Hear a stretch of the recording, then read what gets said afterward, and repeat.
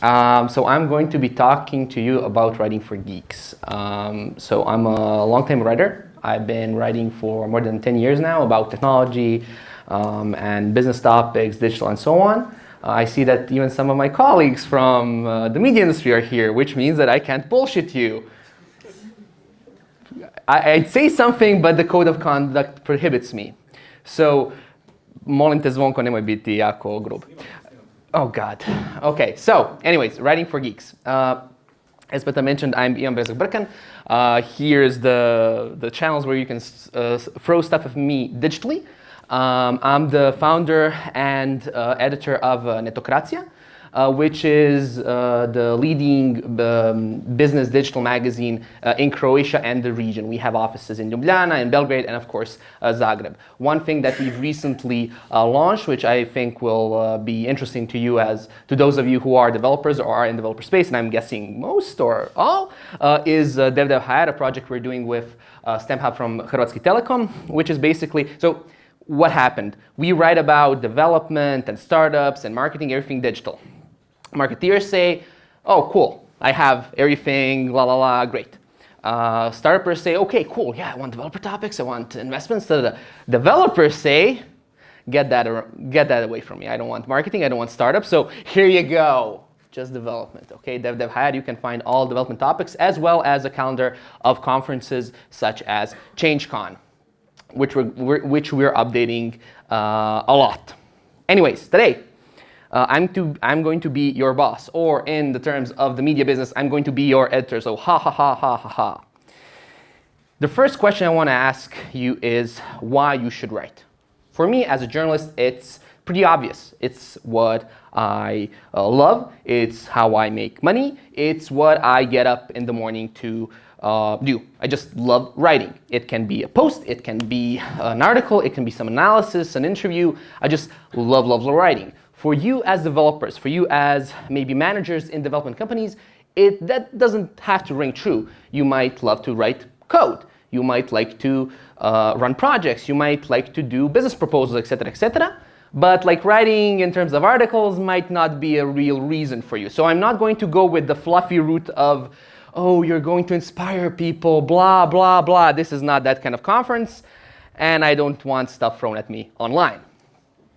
The obvious thing with writing is that you want to communicate better, right? Because one thing that we have in the digital industry, thanks to tools like Slack and Jira and other project management tools, is that instead of communicating just in meetings or via Skype, which is also hard because it doesn't work most of the time, is we communicate by writing.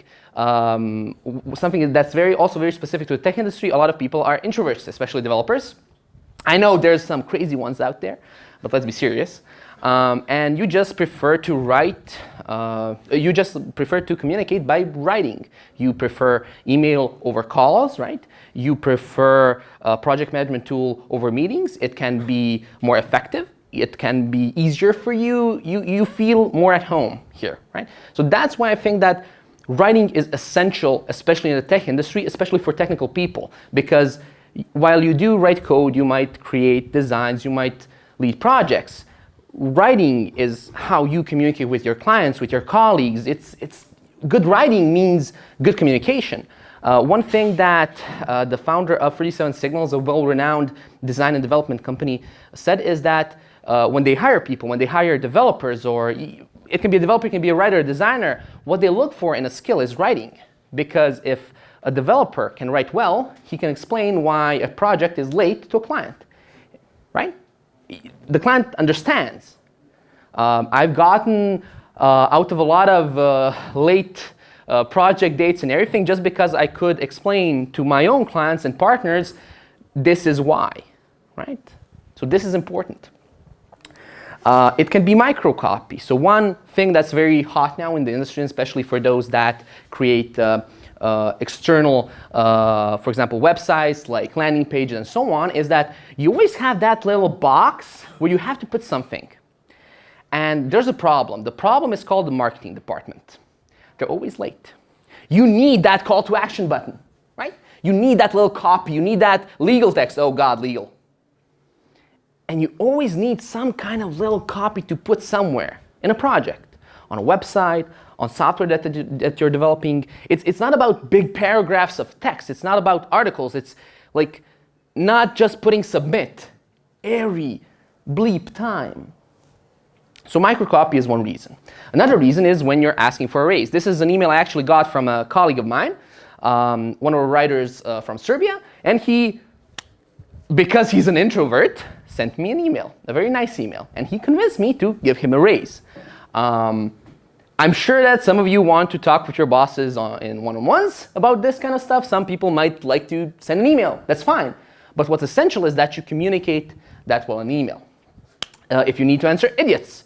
As Zvonko, I'm sure agrees, when you're in the media business, you're used to idiots. Idiots who anonymously trash everything and anybody because they feel they have the right to do so, and they're anonymous and they're fucking idiots. I'm sorry, I cannot abide by the code of conduct because these people do not deserve anyone's respect. And one of the great things when you know how to write is that you get a stupid comment, and then you can write a really cool answer. You can show the girl or guy or idiot, if we're talking about these kind of people, how stupid they are. And you feel better about yourselves. I mean, look, one of the problems when you're presenting online for a lot of people is, oh, I'm going to get trolls, I look at it as an opportunity. I can't wait for Mia, my colleague, to tell me, oh, Ivan, you have another one of those comments. Should we approve them? Because of course, if someone's anonymous, you have to approve their first comment because it's like a fake email. Oh, they're so smart. And every time I approve it. Why? Because it's inspiring. How can I show these people they're idiots? Right? This is one of the real benefits of knowing how to write, and a very good way to learn how to write as well. Sometimes you want to express yourself. That's our jobs as journalists, for example. We have, especially like if you're talking about business journalists or tech journalists, you guys do something. Because of our experience, we have an opinion about what you've done, for good or bad. We express ourselves. That's our superpower. We can express ourselves and say to you, that was cool, or, well, not so much. And it's not a matter of you just knowing, is it cool or not? It's why. It's how. Can it be improved? Can it not? I have an example of a bank that a colleague of mine thought we'd never work commercially as a media company because I critiqued their project a few years ago. I basically told them, look, this is a copy of I wrote about the project, and I wrote about how it's a copy. It's not good, but it can be better. You can do this. Again, my colleague thought, look, yeah, no. But the thing is, some people might be idiots, as the comments showed, but most people aren't. Their reaction was, you know what? You're right. You know what? Come to our offices and tell us more. And this is the power expression, this is the power of writing. In the case of this article written by Nikola Plage, the whole STEM revolution, right? Bakic and everything, that's cool, okay? We need more developers, we need to teach kids how to code, but there is a dark side. There is things that we need to keep in mind in order to stay objective. This is something that Nikola, a developer, wrote on Etokratia, and then because he knows how to write well, he got 1,400 likes, 30 comments, and a lot of page views. And it's an unpopular topic. You're going against STEM. You're going against Bakic. That's unpopular. But because I was thinking, oh, he's going to get so many negative comments, all the comments were actually positive. Because it was a real issue, and he wrote well. And I'm sure there are situations in your lives, in your careers, where you know something is so wrong, personally or professionally, and you just need to say it. This is why writing well helps you in that. From a practical point of view, writing well is very useful when you're late. It can be a client, B2B, or it can be users. In the case of Boxy, it's an app for the Mac that's basically like a container for Gmail. And the guys promised and promised and promised, and were late and late and late. But their posts about it were earnest, they were truthful, they explained both emotionally and technically why this software was late. And you know what? They got even more users pumped up. It wasn't, oh, we're not going to use this. No, okay, we got it. come on, make it, and I'll tell my friend, let's use this. And Boxy actually got more beta signups because they were late, because the writing was so good. This is not to say that you should be late with your releases, okay? Just if you are, write a good blog post. It also helps when your speakers are late. I arrived 10 minutes, right? Yeah. So I'm not a very organized person. But it's also good when you want to communicate to your speakers, you bleeping idiots, you still haven't sent your presentations, come on, this is the date, fucking send them. And then you can't write that, because you can't, and then you write the really nice email, like the marketing team at King ICT did. That helps, because it doesn't, my reaction is not going to be, blah, they don't, what kind of way of communication is this? My reaction is, ooh, I should send my presentation. So writing well helps in these situations as well. And of course, it helps when you really, really, really fuck up. We've seen that the man who would probably never blog and has not appeared in Croatian media, like do a checkup. Like a lot of journalists have talked about this, but like really Google his appearances in the Croatian media before the whole thing. And then see what he's doing with his blog. Because you know what? People tell me, I want to start a blog. I want to write. I'll blog. I was talking to a friend at Foitian Carriera yesterday. He works at 5. And he says, oh, I'm going to write. And you know what I told him? I told him, Ivica Todoric is blogging and you're not. Shame, shame. And to all of you who are thinking about, oh, I should write, Ivica Todoric is doing it before you. Oh, come on. Come on.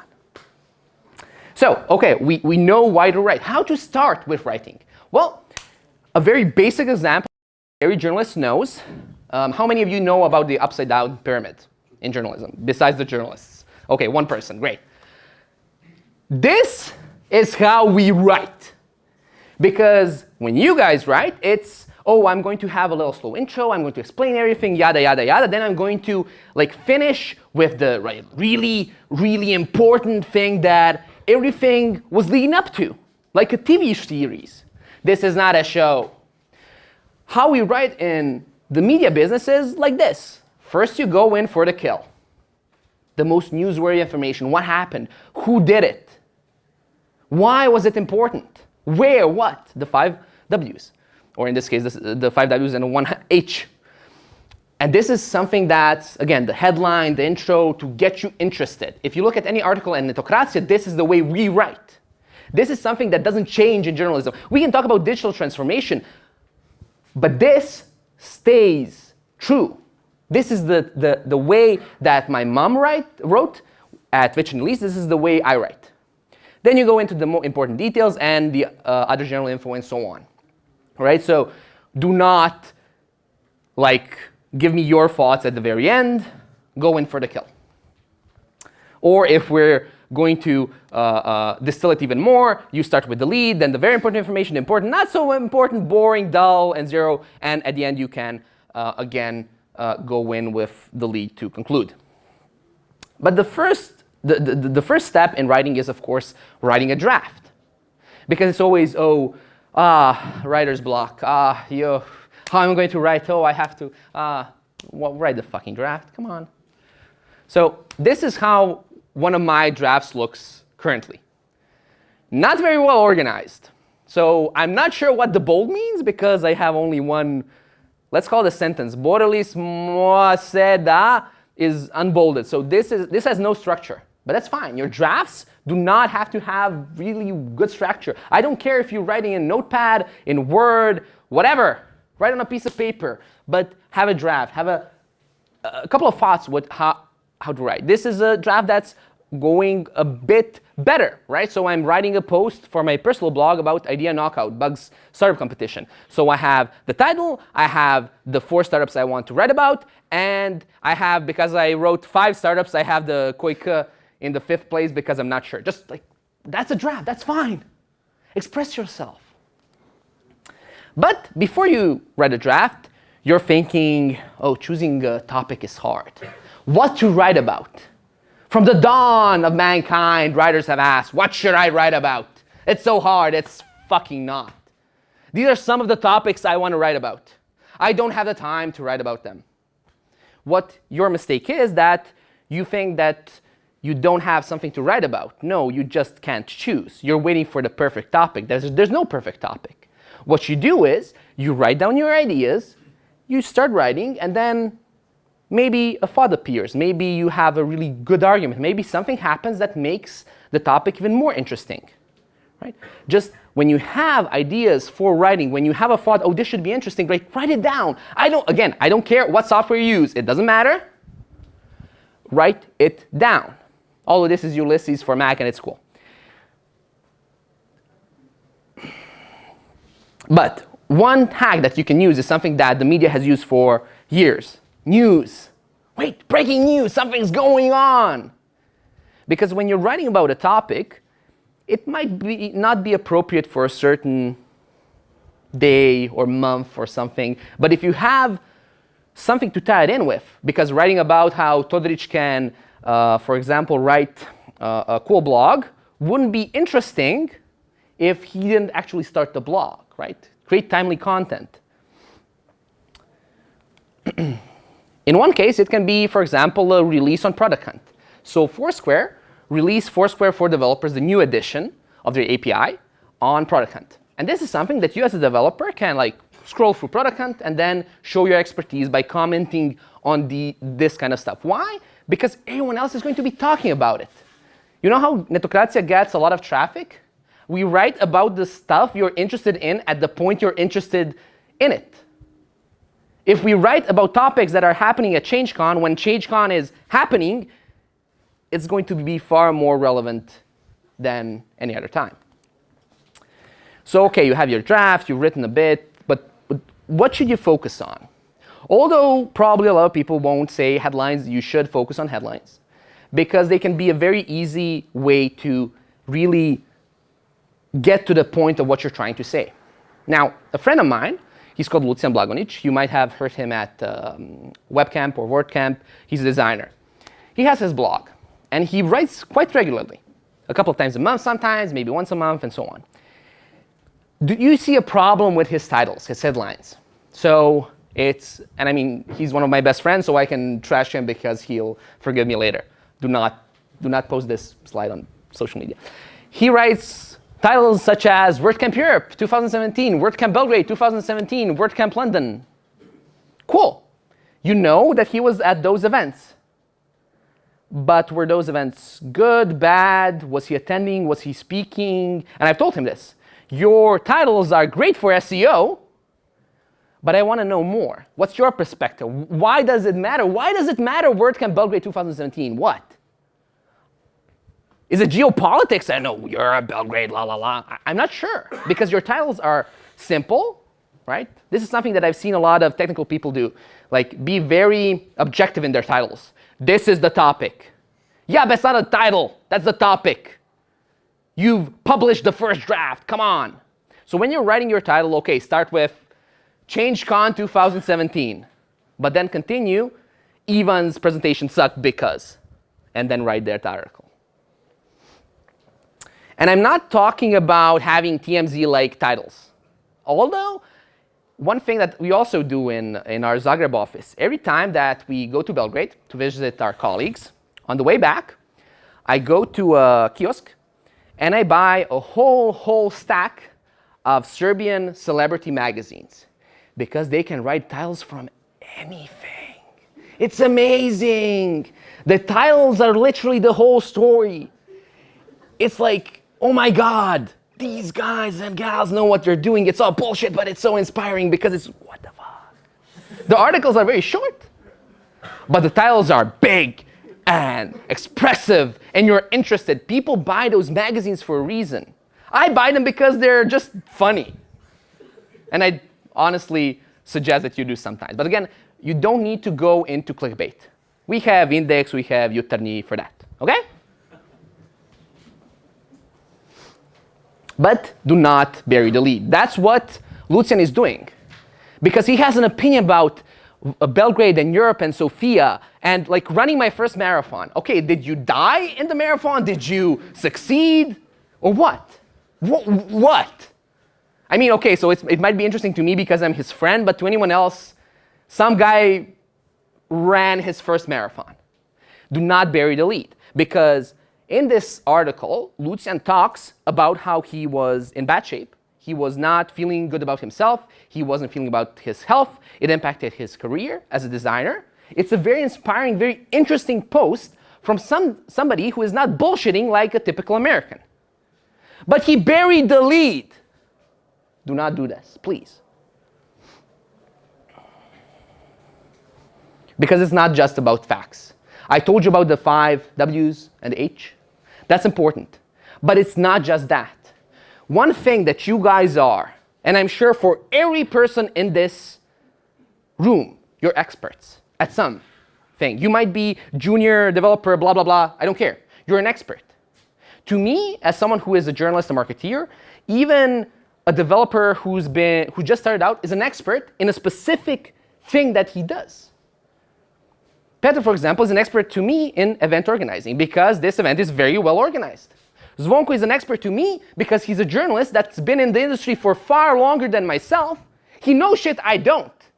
He knows where the skeletons are buried. Every one of you, every one of you has, that was not my point, sir. Jesus, the Croatian media. We're going to talk about this later. My point is that every one of you has some information that you're an expert for me. You can write about that, right? That's why we have experts on etokracia. I don't care if you don't write well. You know stuff, right? That's why it's not just about the facts. It's about emotions. It's about conviction. It's about knowing about something and having something to say about it or write about it. In the case of this article, I wrote about the whole thing about working on weekends because you have 2 schools of thought. One is you bloody idiots are working on weekends. That's you're stupid, not well organized, etc., etc. And then you have another school of thought that's, oh, we're startuppers. We're gonna fucking kill on the weekends. Exhibited by, for example, Mate Rimac and his posts from his office on Saturdays. And this is a topic I'm very interested in. On one hand, I can understand the entrepreneur view because I'm an entrepreneur. On the other hand, I can see the work balance thing. I have something to say about it. That's why I wrote the article. Because I don't think that any one of these things is true. You're not lazy if you're not working on weekends, but you're also not a hero. To work on, and I'm presenting on a Saturday, the fuck. To work on weekends doesn't mean you're a hero, but it does, for example, impact your colleagues. To me, as a CEO of a company, when I saw Mate's post about, oh, I'm in the office on Saturdays, my thought is, okay, so now his employees might think that they have to work on Saturdays. That might not be his point. He might not want to influence that, but I mean, come on, right? This is one of the articles that's probably my most loved and hated article. I wrote about how if you go to Ireland to work as a developer because Google is going to hire you or Amazon or something, you should not post on Facebook about it. Not in the sense, oh, Croatia sucks. Because you know what? If you do that, in my book, you're a fucking idiot. I lost a friend because of this article. I almost got sued because of this article. Both points were stupid. My buddy, who I still have the utmost respect for, thought that the article was about him. He moved to London, and it was not. I still don't agree about his posting on Facebook about, oh, Croatia sucks, but London is so perfect. And the girl that tried to sue me thought that she was a lawyer. Well, dear, you cannot sue someone because you moved to London and I wrote about London. That's not a basis for suing someone. Idiots. Why is this important? One topic can have multiple angles. For example, and I'm not talking about these kinds of angles. I know you're technical people, math and blah, blah. No. I'm talking about this kind of stuff. How many of you have heard about Cargo? Okay, some of you. It's basically an Uber competitor from Serbia. Now, how many of you have read anything on Dnevno HR? Oh, come on. I'm sure you have. Dnevno HR had this, when they were like they were really, really strong, they had this little thing. Dnevno HR would write about, oh, the Serbs, they're doing la la la, and Dnevno RS, their own company in Serbia, would write, oh, the Croats. This is great for topics about Thompson. Although we're not Dnevno HR and we're not doing that kind of stuff, netokracija in Croatia and in Serbia had this different angles on cargo. For Croatia, it was the Serbian company Cargo is launching in Zagreb as an alternative to Uber, because we have Uber in Croatia. You don't have Uber in Belgrade. While our colleagues wrote about how after Podgorica and Belgrade, a company is launching actually in Zagreb. They were far more interested in, oh my God, the Serbian startup is going to the Croatian market to challenge Uber for the first time. Jesus Christ! And we were saying, someone is challenging Uber. We could have gone more for the Serbian angle, but we're not that political. Again, two different angles, basically the same publishing company in two different countries. Another example is Morten. Morten talked at WebCamp a few weeks ago, who is this guy, and he wrote about WordPress Gutenberg. It's a very controversial editor that's going to be applied to WordPress, the publishing platform. And he wrote an angle that was interesting to him and everyone else. It was different from Matt Mullenweg, the founder of WordPress. It was different from all the other developers. He had an angle. He had something different to say, so he did. And finally, I told you that you need to write, you need to find a topic, etc., etc. And you're all thinking, okay, cool, I have some tips. I wrote them down, right? You wrote. How am I going to do this? It's actually very simple. Honestly, as a professional writer, who has talked with a lot of professional writers. So my mom writes books, my colleagues write books and ebooks and posts. We all have the same conclusion. Writing is not an art, especially journalism. It's not an art, it's work. You have to sit down and do the fucking work. So my only tip in terms of writing it down is block out your time. Take 2 hours every week, every 2 weeks, I do not care, and write. Sit down, write the ugliest draft you can. Sorry, I forgot. Select one of the topics you wrote about. Write the worst draft you can. Decide on an angle. Write it down. And you know what? In 2 hours, you're going to have something. It might not be the best article because you don't have the experience for it, but it's probably going to be pretty good. Okay? So the only thing I expect from you is to sit down, take 2 hours, and write that article. That's what I did with a friend of mine who works in a bank. She was not sure how is she going to write a blog post. We sat down for coffee. Because I write faster, I wrote 3 articles while she wrote 1. But she wrote the article. And that's it. And when you do, don't forget, info@netokracija.com, pitch us the article, we might publish it. Thank you very much.